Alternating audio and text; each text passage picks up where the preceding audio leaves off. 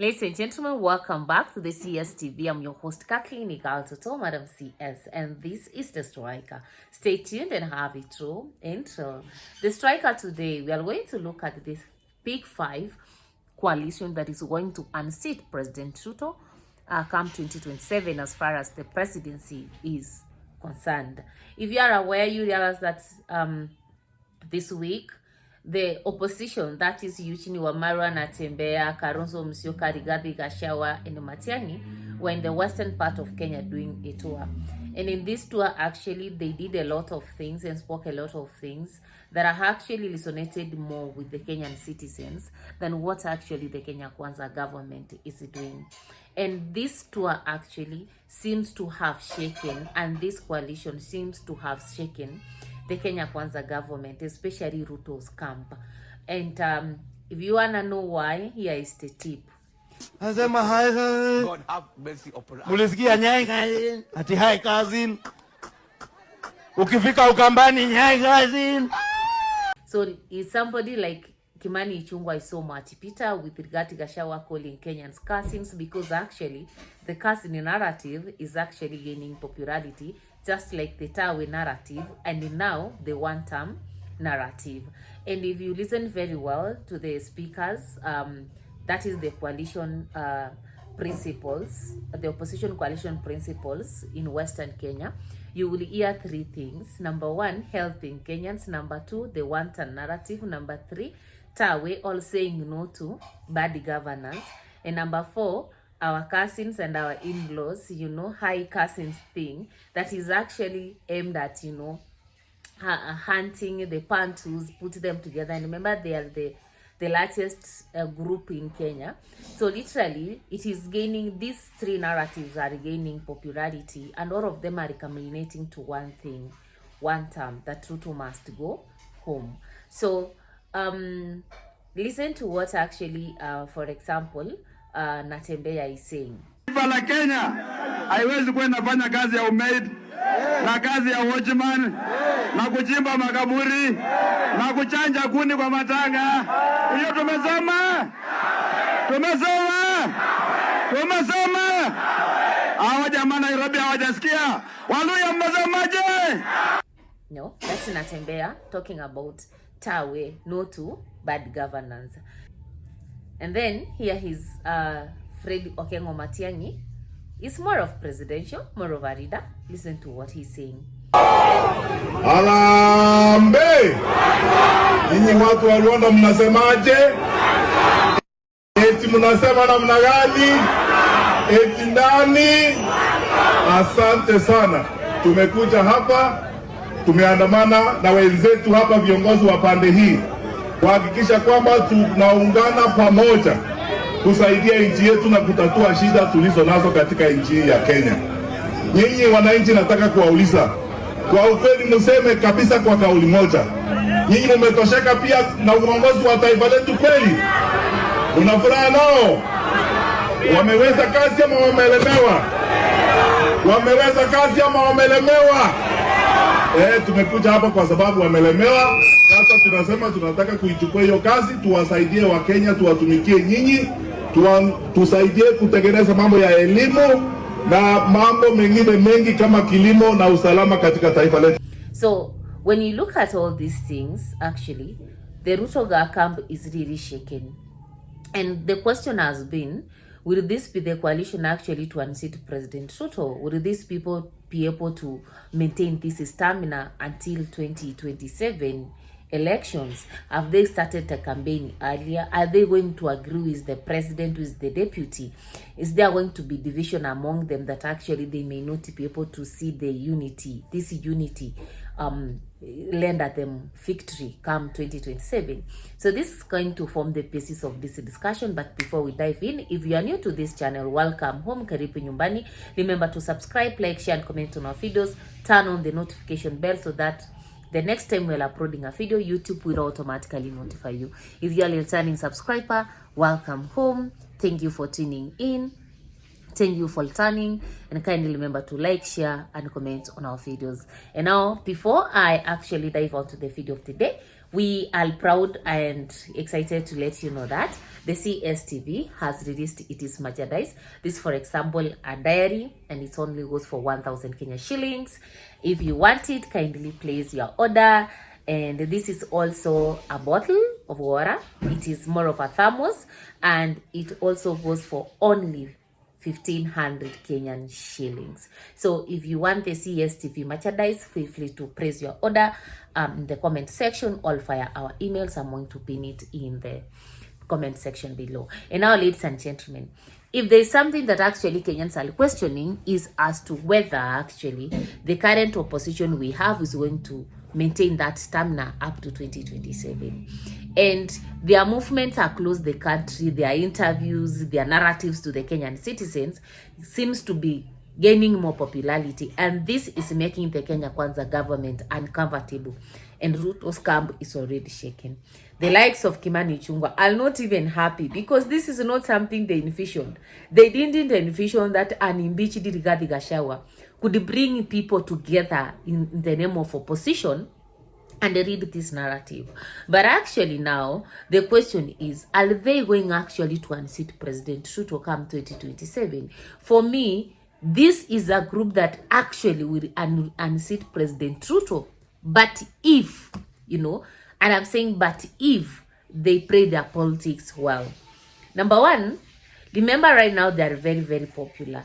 And in politics, 1 full year, leave alone 2 years, is a very, very long period of time. And anything is prone to change. So for me, this coalition has, to ensure 1 or 2, 3 things. Number one, they have to be very united and form a very strong coalition, just like the one that was formed in 2002 to unseat the KANU regime. So that's the first thing, that this coalition has to be very strong. The coalition being strong means it must have that national face. It must have the face of Kenya. And that's why when I look at all things, actually I see like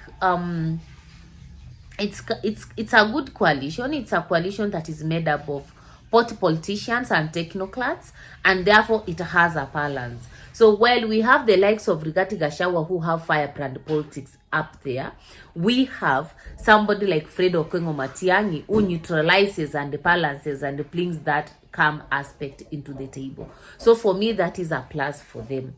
Number two, when you look at the ethnic composition of this coalition, it is actually a coalition with the majority. Let's not lie to each other. We have seen that Kenyan politics is one on ethnicity. Like the votes counts from the ethnic point of view, literally. And that's why you realize that for a long time, for a person to become a president of Kenya, he must have the support of Mount Kenya and Rift Valley, those areas that, and in Western Kenya, those areas that actually are known to have more votes.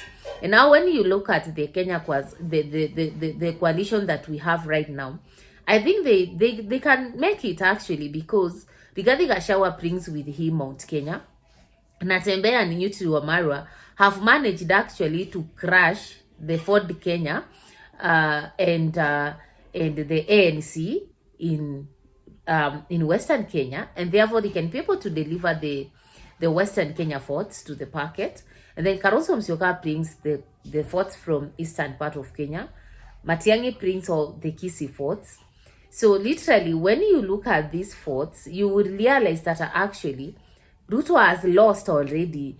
Ruo Nyasa is not even assured of supporting Ruto, because we are not so sure whether Papa is going to work with Ruto up to 2027. So literally, when we look at all these things, you realize that actually this coalition has numbers, and if they come together like that and agree, actually they are going to unseat President Ruto. And number three is the question of choosing one popular person among them to run as the presidency. I think this is where their mathematics is actually awaiting for their calculation. And why I'm saying this, it's because if these people don't agree and produce a serious candidate who actually is popular among Kenyans, and who the Kenyans want actually, they are going to lose. I know that we have Rigathi Gachagua, but as far as I'm concerned, I just feel that Rigathi Gachagua is not interested even to become the president of this republic as at the moment. His major interest actually is to punish President Ruto and unseat him. Like, for him, anybody who becomes a president, so long as it's not President Ruto, I think Rigathi Gachagua would be very much happy. And that's why his slogan is Harambe one term. So that is it. And therefore, that's not an issue. And then when it comes to Natembeya, I think can even be comfortable being even the position of a deputy or even the position of a CS interior or something of that nature. Then we have two people here. We have Kalonzo Musyoka and Matiang'i. Matiang'i seems to have become popular among the Kenyans. And Kalonzo Musyoka, I don't think that is... he can accept anything less than a deputy president of this republic. So this coalition has to come together and they decide between Kalonzo Musyoka and Matiang'i who is the presidential flag bearer. Then once they have agreed on that, they also have to agree on the deputy. And this agreement of the deputy and the presidential flag bearer actually needs to be so balanced, such that, for example, if they have a president from Mount Kenya, or if they have a president from the western part of Kenya, and then the deputy comes from Mount Kenya or from eastern Kenya, that's the only way they are going to balance. But they have to maintain this unity and not vote for positions actually if they are to unseat President Ruto. And maybe they need to sit down and make a pre-election memorandum of agreement that this is the president, this is the deputy, this is maybe going to be the CS interior, this is going to be the speaker. They agree such that even when they are campaigning right now, they are sure that when we go to 2027, this is what we have on the table. It's not like they reach in 2027 and all of a sudden everybody wants to become the president or the deputy president, because the moment they rise all the front two candidates, for example, for presidency, they could have divided the votes, and that's how President Ruto is actually going to defeat them. And then finally, from where I stand, most of these people have worked with President Ruto. Look at somebody like Matiang'i. He has worked under President Uhuru Kenyatta when Ruto was the deputy for 10 good years. So he knows what Ruto can do and what Ruto cannot do. He knows maybe even some of the secrets that Ruto has had done while he was in the deputy president docket during that time. Rigathi Gachagua has served Ruto as the deputy, and therefore they know who is Ruto. And when you look at Natembeya has served as a regional commander, and he also knows what is happening within President Ruto's circles. Eugene Wamalwa has served as a minister of devolution when Ruto was the deputy president. And therefore, you can be sure that this is not somebody who doesn't understand who Ruto is. And come to think of it, even Cleophas Malala has served as the Secretary General of UDA. And therefore, he knows, like literally, these people have worked with President Ruto and they know him. There's somebody like Kalonzo Musyoka knows Ruto all the way right from, I don't know, way back when ODM was ODM and those times. So these people, they have Ruto in their hands, and actually they know even his weaknesses and his strengths. So if they capitalize on Ruto's weaknesses and the knowledge they have about him, I think this is the right coalition actually to unseat him. And from where I stand, I just feel like they only need to agree on the deputy president and the president as early as possible and draft their memorandum of agreement. That is the pre-election memorandum of agreement. And going forward, I don't think that this is a coalition that is shaken. It's not a coalition that Ruto is easily likely to shake, because the moment you see when the Kenya Kwanza camp speaks something about one of them, they normally come out with evidence and fire, like literally they come out to respond without any fear and without any favor. So from where I stand, that is the coalition I see taking, that is likely to unseat President Ruto. However, they have some work to do in terms of organizing themselves and making their agreements among them on how and who is to lead forward.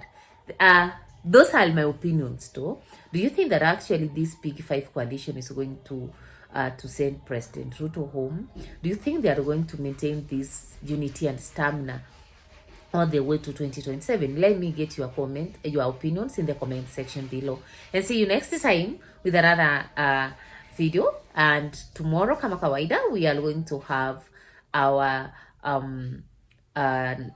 episodes on the strong women makers of African history. See you next time, and bye bye.